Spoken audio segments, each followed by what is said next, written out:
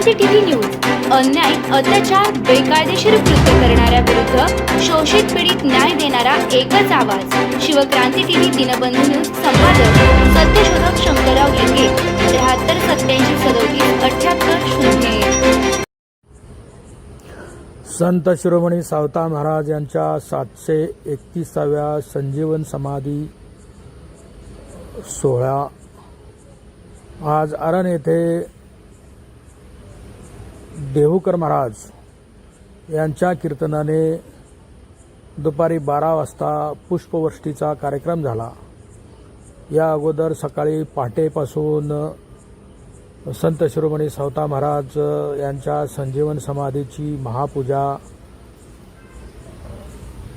सावता महाराज यांचे वंशज माजी सरपंच मेकर गणेश वसेकर यांच्या परिवारामार्फत करण्यात आली। त्यानंतर या ठिकाणी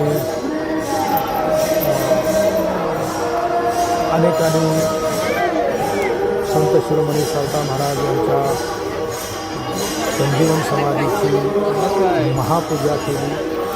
सकाळपासून महाराजांच्या समाधीचे दर्शन घेण्यासाठी हजारो भक्तगण रांगेत उभे होते। आज या पुष्पवृष्टी कार्यक्रमासाठी अनेक अर्थाने महत्त्वाचा हा कार्यक्रम ठरला। या ठिकाणी बऱ्याच मोठ्या प्रमाणात गर्दी आज पुष्पवृष्टीला प्रथमच झालेली दिसून आली। या पुष्पवृष्टीच्या कार्यक्रमाला राज्याचे विधान परिषदेचे आमदार योगेश अण्णा टिळेकर यांनी संत शिरोमणी सावता महाराज यांच्या पुष्पवृष्टी कार्यक्रमाला उपस्थिती देऊन सावता महाराज यांची समाधी सोहळ्याची पुष्पवृष्टी कार्यक्रमाची समीक्षा केली। या ठिकाणी सावता महाराजांचे त्यांनी पूजन केले, दर्शन घेतले, पुष्पवृष्टी केली, आरती केली आणि याचवेळी अखिल भारतीय माळी महासंघाचे राष्ट्रीय अध्यक्ष, राष्ट्रीय सत्यशोधक ओबीसी फेडरेशनचे राष्ट्रीय अध्यक्ष, ओबीसी नेते सत्यशोधक शंकरराव लिंगे यांनीही संत शिरोमणी सावता महाराज संजीवन समाधी सोहळ्यास आपली उपस्थिती दिली आणि हा नयनरम्य सोहळा प्रत्यक्ष पाहणी केली। सर्व भाविकांची ये जा पाहिली, भाविकांची गर्दी पाहिली, भाविकांनी रांगेत दर्शन घेत असलेले पाहिले, या ठिकाणी मोठी यात्रा भरलेली पाहिली। पांडुरंगाची पालखी या ठिकाणी आलेली आणि ती पालखीसुद्धा या संत शिरोमणी सावता महाराज यांच्या पालखीच्या शेजारी ही पालखी ठेवलेली होती आणि पुष्पवृष्टीचा कार्यक्रम अतिशय आनंदी वातावरणामध्ये या ठिकाणी झाला। यावेळी देहूकर महाराज यांचे संजीवन समाधीचे दर्शन घडवणारे कीर्तन झाले आणि या कीर्तनानंतर जो अभंग सावता महाराज यांनी स्वतःचे आपल्या संजीवन समाधी सोहळ्याचे वर्णन करून ठेवलेले आहे, असा एक अभंग आहे। तो अभंग ज्यावेळेला देहू महाराज यांनी गायला, या अभंगानंतर या संजीवन समाधीवर हजारो भाविकांनी पुष्पवृष्टी केली। हा नयनरम्य सोहळा पाहता आला।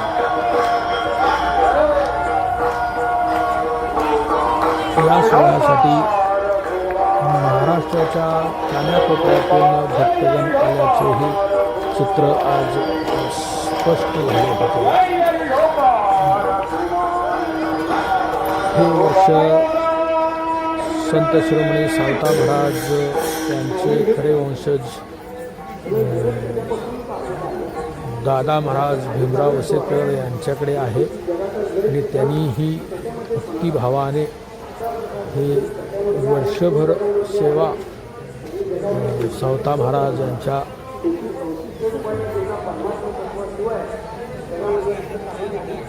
समाधीची केलेली आहे आणि समाधीच्या मंडपामध्ये अतिशय स्वच्छ आणि सुंदर असं आनंदी वातावरण ठेवण्याचं काम दादा महाराज वसेकर यांनी आणि त्यांच्या कुटुंबियांनी चोख पद्धतीने बजावलं आहे. त्याबद्दल त्यांचे सर्वत्र सर्व भाविकाच्या वतीने कौतुक आणि अभिनंदन करण्यात येत आहे. म्हणून नामदेवरायांचे उद्गार आहेत. अशा प्रकारे मायांचा वंश सावता महाराजांनी आणखी उद्गारलेला आहे. संत शिरोमणी सावता महाराज यांच्या 700व्या संजीवन समाधी सोहळ्यास सत्यशोधक शंकरराव लिंगे यांनी विनम्र अभिवादन केलेले आहे आणि हा सोहळा असाच परंपरेने चालत राहावा अशीच महाराजांना विनंती आणि महाराजांना साकडे घातलेले आहे की संत शिरोमणी सावता महाराज यांचे हे विचार सर्वदूर सर्व जगात पसरले जावेत आणि त्यांच्या विचाराचा प्रचार आणि प्रसार व्हावा असेच साकडे अखिल भारतीय माळी महासंघाचे राष्ट्रीय अध्यक्ष सत्यशोधक शंकरराव लिंगे यांनी घातलेले आहे. अत्यंत संतप्त अशा प्रकारचा झालेला आहे. या भगवंताच्या संत शिरोमणी सावता महाराज संजीवन समाधीचे सावता महाराजांनी प्राणायाम आता अवर्ग तीर्थक्षेत्रात विकास होणार आहे आणि अवर्ग तीर्थक्षेत्राचा विकास झाल्यानंतर सुद्धा निरंतर सावता महाराज यांचे समतेचे विचार, शेतीचे विचार, अंधश्रद्धा निर्मूलनाचे विचार,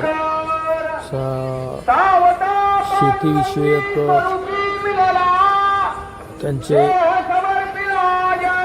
संशोधनाचे विचार कायम राहावेत आणि त्यांच्या समतेच्या विचारावर त्यांचे हे अरण तीर्थक्षेत्र त्याचा विकास हीच इच्छा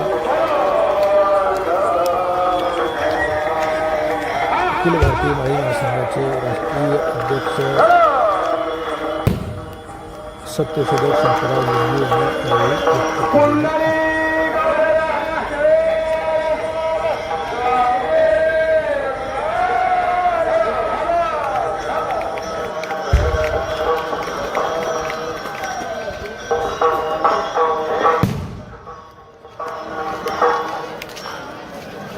प्रातःकाळच्या समयाला सावता महाराज समाधिस्थ झालेले आहे.